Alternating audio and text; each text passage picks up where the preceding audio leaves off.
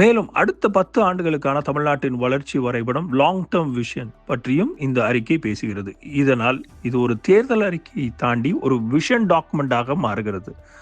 அதே நேரத்தில் முன்பு அதிகமாக பேசப்பட்ட நீட் ரத்து அல்லது முழுமையான மதுவிலக்கு போன்ற விஷயங்கள் இதில் இடம்பெறாததும் ஒரு முக்கிய மாற்றமாகும். இது திமுக தற்போது அதிகமாக நடைமுறைக்கு ஏற்ற வாக்குறுதிகளை மட்டுமே முன்வைக்கிறது என்பதை மிக தீவிரமாக காட்டுகிறது.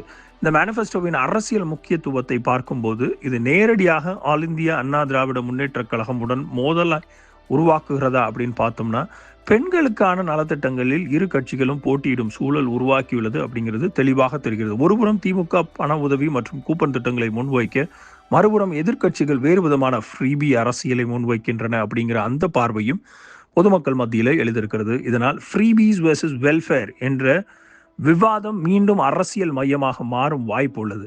நகர்ப்புற மற்றும் கிராமப்புற வாக்காளர்களை ஒரே நேரத்தில் கவரும் வகையில் இந்த மேனிஃபெஸ்டோ அமைந்துள்ளது என்பது இதன் மிகப்பெரிய பலமாகும். மொத்தத்தில் பார்க்கும்போது இந்த தேர்தல் அறிக்கை திமுகவின் அரசியல் திசையை மிகவும் தெளிவாக காட்டுகிறது. அதாவது நாங்கள் வெல்ஃபேர், ஒரு ஸ்டெபிலிட்டியான ஒரு டெவலப்மெண்ட் நோக்கி ஒரு அரசியலை முன்னெடுக்கிறோம். ஆனால் இதற்குள் சில சவால்களும் இருக்கின்றன. அதிகமான நலத்திட்டங்கள் அரசின் நிதிச்சுமையை அதிகரிக்கும் என்ற விமர்சனம் எழலாம். மேலும் எதிர்க்கட்சிகள் இதை ஃப்ரீபி பாலிடிக்ஸ் என்று தாக்கும் வாய்ப்பும் உள்ளது. இருந்தாலும் தேர்தல் நரேட்டிவை அமைப்பதில் இந்த மேனிஃபெஸ்டோ மிக முக்கிய பங்காற்றும் என்பது உறுதி.